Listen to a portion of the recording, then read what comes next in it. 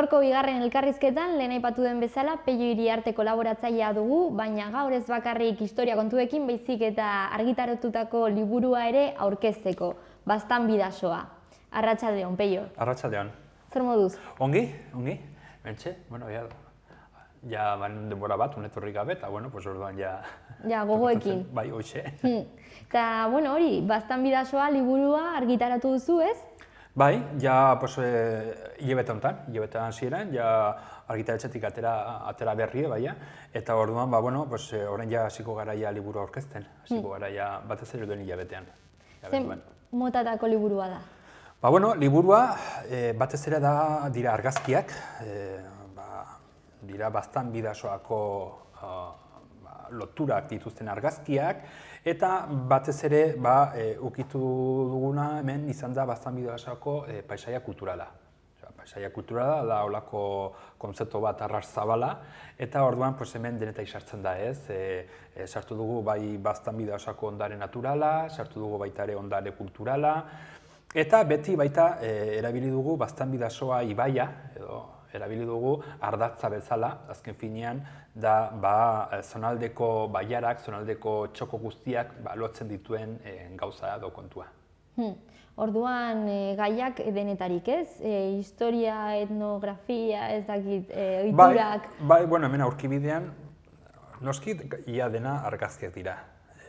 Badago testuak ere badaude, baina, bueno, printzipioz testuak arras gutxi, liburua elebizagoa, hau da dago bai euskaraz eta bai erdaraz, eta gero hemen, adibidez, hemen aurkibidean, hemen aurkitzen ditugu ze gai ezberdinak, ez? Hemen ukitzen ditugun gai ezberdinak. Ukitzen dugu, adibidez, erabilitugun izenburuak, ja ezagunak diren izenburuak, Ibar Lasaiak, Kokapena, Natura Ondarea, Baztan bidasoako naturguneak, Berpiz, Irubelakaskoa, edo berzenaz baita San Juan Txar, eta beti, hoxe ez, ondare naturala, baina gero baita ere paisaia eta kultura, zenolako harremana egon den historikoki gizakiak eta naturaren arteko harremana ez, eta nola harreman honek sortu ditu gaur egun ezagutzen ditugun paisaiak.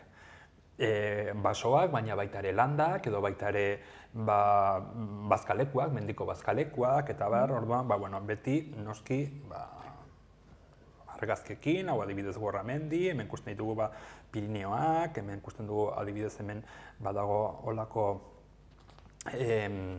ezegune bat, baita ere, hemengo animaliak, edo baita lezeak adibidez, ez? Azugara mordiko lezeak, bere kondariekin edo beste batzuk, igual gaur egun hain ezagunak ez direnak, edo gero eta ezagunak direnak, baina adibidez, behintzala baien, ditugu baita ere, holako estalaktiktak eta estalamiktak dituen leze handi bat. Gero baita ere, kulturaldetik, noski, Baztan bidasoko etxeak, hemen ukitzen ditugu zenolako etxe ezberdina dauden, dorretxeak, baserriak, bordak, nola gainera etxe hauek ez dira bizilekua bakarrik baizik eta gainera baita ere badira hori ez, ekoizpen unitate familiarrak eta nola, gaur egun oraindik nola hori ere biziri dagoen, baditu argazki batzuk adibidez, Baztan bidasoko gaznagileak, baita esnekiak eta baita baratzak daukatenak, hemen txistorrak eta egiten, nekazaritza, abeltzaintza, gutxi gora bera, hori ere gaur egun lotura estua daukana baita Baztan bidasoko paisaiarekin, eta azken finean hauek dira paisaia lantzen dituztenak. Bai, bizi moduak, ez? Bai, orduan, pixka bat gero historikoki, ze eraiki motak egon diren, etxeak, gero baita ere eraikin etnografikoak, errotak, kisulabeak, eta nola gaur egun oraindik ere batzuk martxan daude, ez? Hau adibidez, Amaiurko errota, eta hemen ikusten dugu, hemen, Felipe, errotako errotaria, hemen lanean. Eta baita ere gero ohiturak, ez?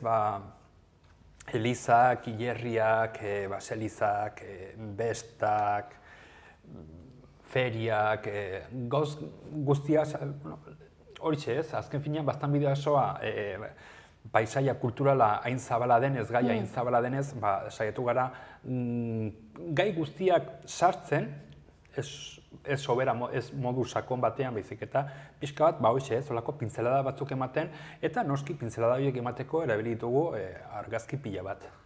Orduan, liburu honetan parte hartu dute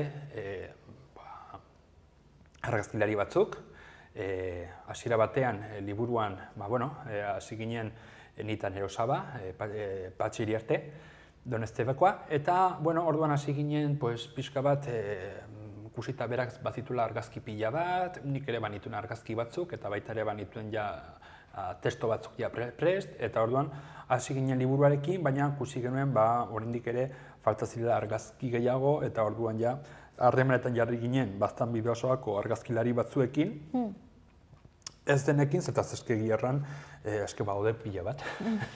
Gutienez argazki zalea gareno, bagara pila bat. Eta orduan, kasu honetan, parte hartzen dute baita ere, adibidez, Iñaki Atxa, hemen lan egiten duena, eta bera batez ere, dauka natura argazkiak, hegaztiak eta Juan Lameriñas, baita ere, berak egunero ari da argazkiak egiten, bai bastan bideosako lainoak, paisaiak, eta gero baita ere Josu Intziarte, Ignacio Zaldua baita ere parte hartu du, badaude bere argazki batzuk, hemen. Irantzu Pastor, Lesakarra, gero Jon Martínez, hau baita ere Lesakarra, hau baitu hegaztien argazki batzuk, eta gero baita ere sartu ditugu argazki zahar batzuk, kasu honetan Fidel Cruz Irisarri, hau postaria zen, baina leku guztietara joaten zen bere argazki kamarekin, eta baitu argazki batzu ederrak lehenauko nolait ere lanbideak eta ez, nola egiten ziren lehenago adibidez belarra mozten eta biltzen, gaur egun gauz gehienak oraindik ere egiten dira, baina traktoreekin eta baita ere pixka bat kontraste hori ez. Garai batean nola egiten ziren gauzak, eta gaur egun oraindik ere nola badagoen jarraipen bat, eta badaude oraindik ere jende gazteak adibidez baserriarekin edo nekazaritzarekin eta jarraitzen dituztenak. Ze polita. Ami esker. Eta euskararen gaia ere hor dago, ez? Bai, baita ere, noski gero, noski kulturan sartu ditugun gaiak, euskara noski sartu dugu. Eta, baita, hoxe ez, nola gauz bera ez, da bai lehenauko hizkuntza bat, hizkuntza zahar bat, baina oraindik ere bizi dagoena. Orduan, badauka baita ere bere evoluzioa, eta badauka bere, eta hori ere erakutsi nahi izan dugu, pixka bat, horregatik ere baita liburuaren argazkiak eta erabili ditugu olako argazki nahiko koloretsuak, liburu saiatu naiz gutienez egiten edo diseinatzen olako liburu bat dinamikoa, modernoa, beste kasu batzuetan adibidez, lehenagotik egin dituen beste liburu batzuk, baina beti zen adibidez paper mate zen, brillo hori gabeko papera, kasu honetan ez, dira argazki koloretsuak, teknikoki nahiko konplexua, azken finean ez nuen behin ere olako liburu bat egin, ez nuen behin ere egin, eta adibidez, olako argiek, olako koloreak eta berdur pixka bat ematen zizkidan, eta azken finean gauz bada ordenagailuan ikusten duguna, edo telebistan ikusten ditugun irudiak, eta gero beste kontu bat da, ea hori dena paperan nola gelditzen den. Eta, bai, oso bisuala da, eta hori ere asko erakartzen du, ez? Eta gaina argazkiak onak dira, ere kolorea nola... Bai, saiatu naiz, saiatu gara, pixka bat hori ez, hori lortzen. Eta, hori, testua ere badago, esan duzun bezala, eta hori, orain arte zuk egin dituzun liburuak ere argazkiak zituzten edo batez ere testua zen... Bai, nik egin ditut bai liburu batzuk, eta, saiatu naiz beti ere liburuak nahiko bisualak izaten.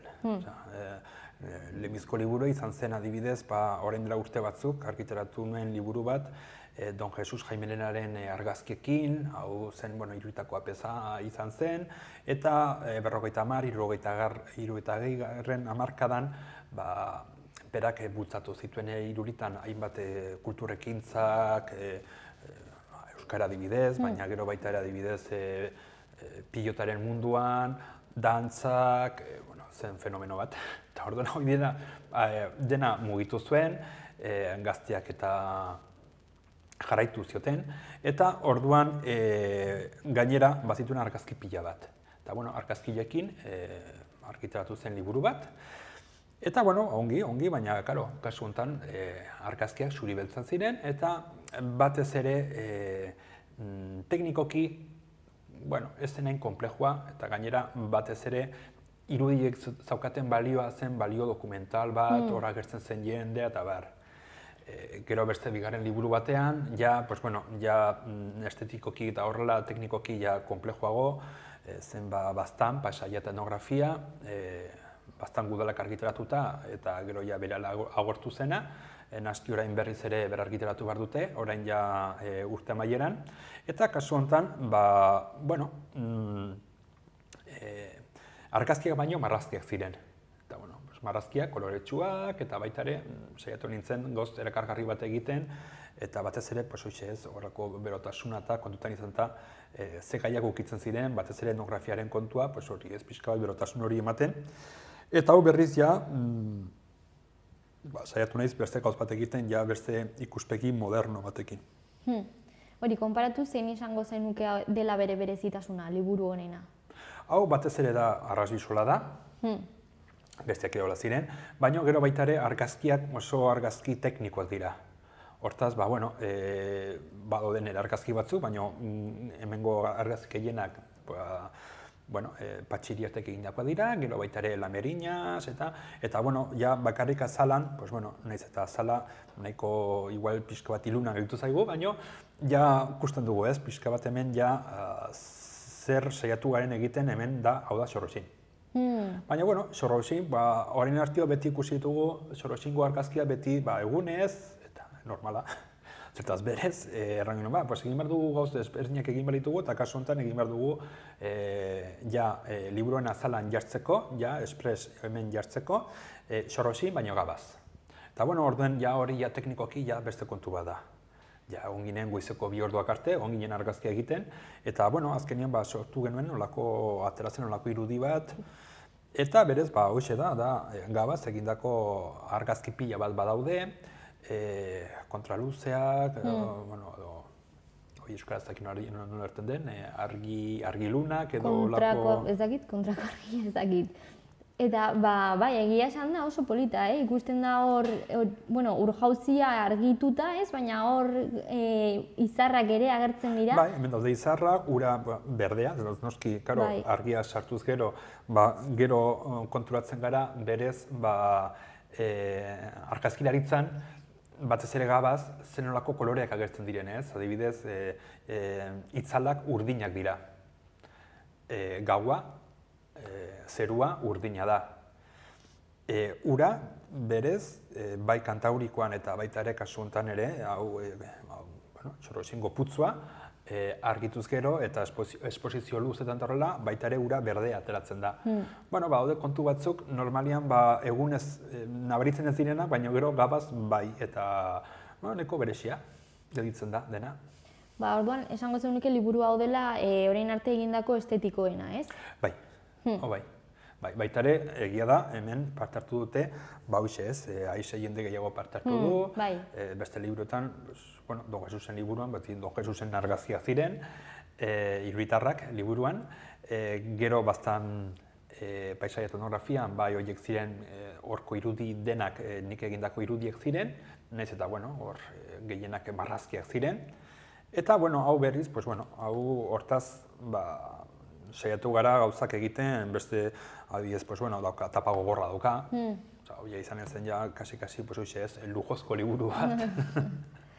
Eta zen nolako lana izan da? Hasi ginen maiatza ekaina aldera, ekainan edo hasi ginen, hau ekainan egin genuen, Xorroxingo argazkia, hau izan zen guk egin genuen lehenbizko argazkia. Eta gero hortik aintzin, testuak nahiko azkar idatzen dituen, eta gero ja izan zen pixka bat argazkien bilketa, ez? Kasu honetan, nire argazki batzu badaude, Patxien argazki pila bat daude, baina gero baita ere sartu genituen beste argazkilarien irudiak, argazkiak, eta azkenean hori bildu dena, eta gero ja teknikoki dena eta nola koloren kontuak eta kasu honetan, nahiko gauz berriak ikasi ditut hemen, eta gero ja, gero argitaletxean, lehenbizko frogak, ze desastre, berriz ere, berrikusi liburua iaia hasieratik ja dena, eta gero ja azkeneko frogetan eta horrela, alde batetik ja, ja nahiko ongi dago, eta bestetik ja, jazta. Venga, sartuko dugu eta ze atratzen den, eta gerran, nahiko ongi etela da. Aurreko, testuei dagokienez, aurreko liburuak ere zerikusia dute, zenbait gaia, zenbait gai. Kasu honetan, Baztan, paisaia etnografia liburuan, hor baita ere, horko gai nagusia zen Baztango paisaia kulturala. Hau da, liburu hau argitaratu zen, orduan garai hortako Euskara Zinegotziak Maitanek Maitanek eta gero baita ere Euskara Batzordeak proposatutako gaia izan zen, Baztango Etnografia Museoan dauden tresnen izenak eta bilduta zirenez eta horrekin holako argitalpen bat txiki bat egin. Kontua da, hor, ziren tresnen izen pila bat, baino nik aipatzen nuna zen, horko museoan agertzen diren tresna guztiek, agertzen diren gai guztiek eta hori, bere kontestuan jarri behar zirela, eta orduan kontestua kasu honetan izan zen paisaia kulturala. Aitzur bat, edo antzarraztelu bat, edo arraztelu bat. Arraztelue bai, baina arraztelue gauz bat da, pareta batean ikuste arraztelue, eta beste bat da, irudi batekin, gai baza irudikatzea, nola arrazteluarekin belarra mozuta ondoren, erabiltzen zuten belarra idortzeko, belarra biltzeko, eta, hoi dena, nik saiatu gutienez, sartzea liburu batean, bere marrazkiekin, bere irudiekin, eta baita noski bere testuekin, eta azken finean testu hauek, nahiz eta kasu honetan, Baztan paisaia etnografia euskara hutsan idatzin zen, baina hemen ja berriz sartu ditut gutxi gora bera gai hauek, ez hain sakondutak, eta elebiz, baita erdaraz ere. Liburu berean bi hizkuntzak daude, edo? Eta nori zuzenduta dago liburu hau? Printzipio zuzenduta dago, Baztan Bidasoako biztaneentzat ere, edukitzeko lako dokumento bat edo argazkikin da horrela, eta baita ere kanpokoentzat, noski, ezaguna azteko Baztan Bidasoa beste modu batean. Hemen agertzen dira, gu ditugun paisaiak, eta noski, paisaiak, edo hemengo kasu honetan, bizori, erraldoiak hemen. Eta, betire, bere mapekin, eta nolait ere, azken finean, liburu didaktiko bat da, baino baita ere balio du adibidez turisteentzat eta Baztan Bidasoa beste modu baten ere ikusteko. Ez bakarrik ikusten dugunean paisaia, ikusten ditugu ze zuhaitz ederrak edo ze mendi polita, baizik eta zergatik zuhaitz horiek hor, zergatik mendioi hor, eta bar. Gainera eremua aberatsa da, hori lezeekin, bere kondairekin... Bai, eta gainera berez, gainera sartu dugunez, Urazubi, eta baita sartu dugu, adibidez, bunkerrak eta hola pixko bat historia ere ukitzen ez, nola Baztan Bidasoa baita ere beti danik izan da ate bat, ez muga bat bakarrik, baizik eta baita ere ate bat, kontrabandoren kontuarekin, eta baita ere, noski gero, Baztan Bidasoako baita bide berdea, ez? Dagoen hemen ibaia eta hemen bide berdea, edo oinezko ibilbideak, hau izanen zen ikuspegi bat, pixka bat ere turistikoa, eta baita ere sartu dugu, adibidez, ja bukatu dugu, nola betire jarraitu dugu ibaia, azkenean Hondarribin bukatzen dugu.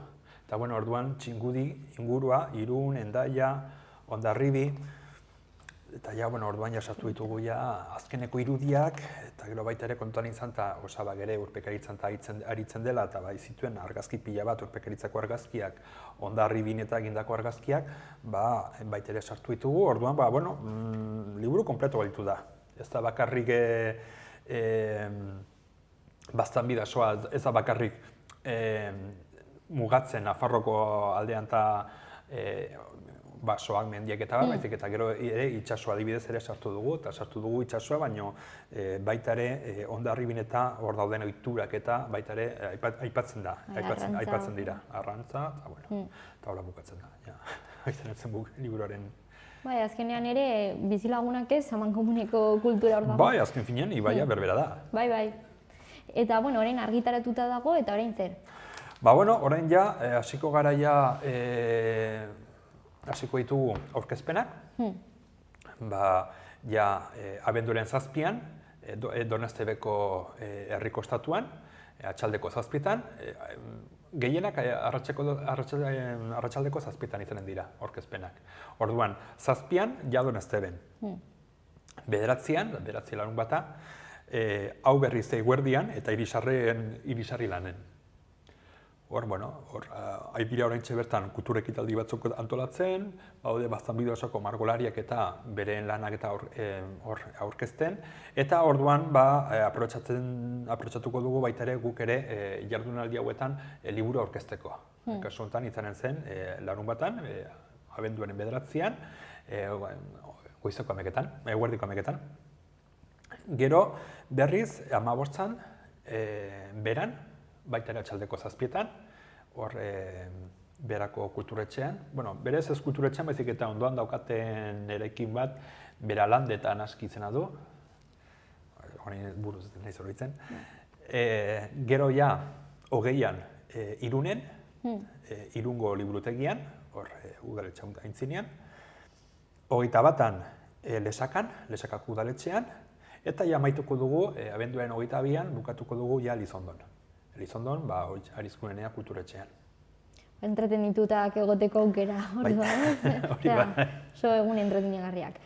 Bueno, eskerrik asko etortzeagatik, Pello? Eskerrik asko zuei, mi esker. Oso liburu interesgarria. Mi esker. Eta aurrengora arte. Ongi da.